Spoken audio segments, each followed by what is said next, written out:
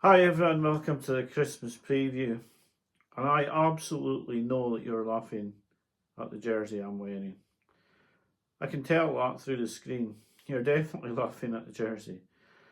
Well, I thought if Steve from Smoking Cheltenham could wear a black and white Christmas hat, I'd go one better and wear this jersey. Now, I'm trying to be funny because, and everyone's given a lot of plaudits to Johnny Deneen for being honest when he was losing, and I'll admit that my form's not so great, but I've not been putting any bets up on the videos, but my form hasn't been great. And the other confession I've got to make is that I haven't had enough time to study a lot of the races I hope to look at for this video. So I am only going to put up the two bets that I've had. And one of them is 7-2 and the other, I backed it 14-1, but you can only get 12-1 for the horse now. So in saying that I've backed him, that does not sort of mean that other people should be going ploughing in and backing him as well. I am just a normal punter who gets most races wrong and like the occasional one right. I'm not. This isn't a get rich quick scheme where like just back all my horses and they're all going to win and you're going to make a lot of money. That's not the way gambling works. And I'm just going to give you my quick reasoning for the two bets I've had. And I'm not sure if the reasoning on the shorter price one is really that good either, because I've wanted this horse to be entered in the race and it has been entered, and now I'm sort of feeling like I'm almost a little bit biased towards the horse, who is Spillans Tower in the King George at 7-2. I seriously think this horse is a little bit overpriced. I can see a lot of negatives for other horses, and the only negative that people seem to be coming up with for Spillans Tower is that they all seem to think he needs softer ground, where I don't actually see that as a negative because I don't actually believe he does. So, Spillans Tower, I look at his form and it's so progressive. And last time out, I was told that he was short of work before he ran that race, and he's ran a next second to File, beating Galloping des Champs and Fast or Slow. So for me, he's got the form in the book to win this race. I see negatives on plenty of his rivals. I think Envoy Allen could be a little bit of a danger at 14-1. He's probably been a little bit underestimated, but Ile Francais has not really done much since his win at Kempton last year in the Kettle Star. Now, that's all well and good, but that was a year ago and he's run poor races in between. Now, if he got loose on the lead, he could be a big danger, but there's a lot of front runners in here, and I'd like to think something will take him on for the lead. I just think Spillans Tower has got the form to win this. I'd be against Grey Dawn, and I don't think his form's as good as some people would make out. And I also feel that that race he had in the Betfair Chase will have left some sort of mark. It has to have left some sort of mark. There are negatives for other horses as well. I just believe that Spillans Tower probably, in my mind, is a 2-1 9-4 shot, and I'm getting 7-2 on a horse who I think possibly, now this is a big statement, but he could possibly be the third best chaser in Ireland. And he's coming over here and he's not running against horses who should be. Now this is purely my opinion. I can't stress enough that like there are other videos out there, lots of other videos out there, and they'll be picking Corbett's Cross, and they'll be picking Envoy Allen, and they'll be picking Grey Dawn, and they'll be picking Ile Francais. It's purely my opinion. Now I'm telling you that I think the horse who's the favourite might win. So I'm not exactly, pulling up rocks here to find this horse. I just believe he's a little bit overpriced, and I fancy him, and I will back him.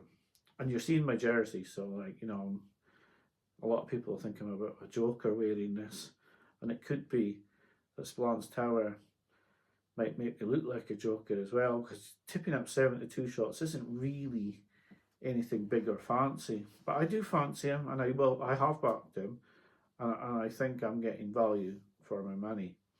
The other horse I've backed is on the 27th of December in the Paddy Power Chase at Leopardstown at 3 o'clock. Now, this has got 28 runners and it's a handicap, and probably 20 of them have been plotted up, so don't think that I've got the inside track on something here, but I do believe that this horse is better than his mark, and I think he could be a very nice horse, but I think he's been saved for this race, and that's Higrancia de Tay of Barry Connells. I think he's available at 12 to 1, and if you, I've backed him with 70% of my stake to win and 30% on the place. That's basically like putting £30 each way and £40 win on the horse if you were putting £100. I haven't put £100, I've only put a bit less than that, but yeah, I just believe this horse has got a very good chance. I think his win over Percival the Galois last season off 131. Now he's up £10, but I just thought he had a lot left in the locker there, and he's up for furlongs as well, which I think is a big advantage to him. He was staying on well over the 2 miles. Well, I just think he's overpriced. I like him. Now, if you watch all the podcasts, you're probably going to get probably 12 to 15 other horses that people will put up. And it could be that even at that 12 to 15 plus my one, if one of the outsiders wins, no one's picked the winner. It's a very, very tough race. You shouldn't be following anyone in. You should be having a look at the race and probably looking at it and going, oh, I don't want to bet in that race. But I've backed Higrancia de Tay. Like I say, I've put 70% of my stake on to win and 30% on it to place. And I just hope he'll run a good race for me. Sean Flanagan rides. I think the form of Percival the Galois was pretty strong. I think that horse is possibly one of the dangers. He's quite well in with Higrancia de Tay now. He gets a big weight pull, and he is a good horse. He's been second a couple of times, where he's probably been a little bit unlucky to just bump into one. Bumped into Hartwood when he came down at the last, and then he bumped into Higrancia de Tay off 131. So he's been a bit unlucky, and he's a JP horse, and he's probably going to be well primed for this by Gavin Cromwell. But my horse that I've backed is Higrancia de Tay of Barry Connells. So I want to wish everyone a great Christmas. If you've got children, it's the most amazing time, and I can still remember when my little boy was that age, the Santa age. I know from probably looking at me, you're thinking, well, that'll be a long time ago, but it wasn't actually that long ago. But it is a great time when you've got kids, and it's a great time for most people anyway. I have to say, like, that, you know, just time has run out on me today and yesterday. At this time of the year, you meet people, you see a lot of different people that you don't see so often. I had to cook the Christmas lunch today. I was going to do it tomorrow, but things are going to go on tomorrow that I'd like to do, so I've had to do it today, and it just goes on like that, and I haven't had time to look at the racing, and that's the honest truth. So I've put up the two horses that I fancy. I did want to put a different preview than this up. I wanted to talk about the Constitution Hill, Lossiemouth Clash. I wanted to talk about Ballyburn and Sir Gino and those sort of races. I just haven't had the time simply to look at the races properly and then make a reasoned opinion on what I think will happen in the race. So I'm just going to give you the two horses that I've put off, and wish you a Merry Christmas. And then we'll talk about all these races at the weekend in Cheltenham, the review, and it will be a bumper review. It might be a two episode job this weekend. So you guys have a great Christmas. My two bets, as I say, in the King George Spillane Tower to win at 7-2, and Higrancia de Tay in Paddy Power Chase 3 o'clock at Leopardstown on the 27th.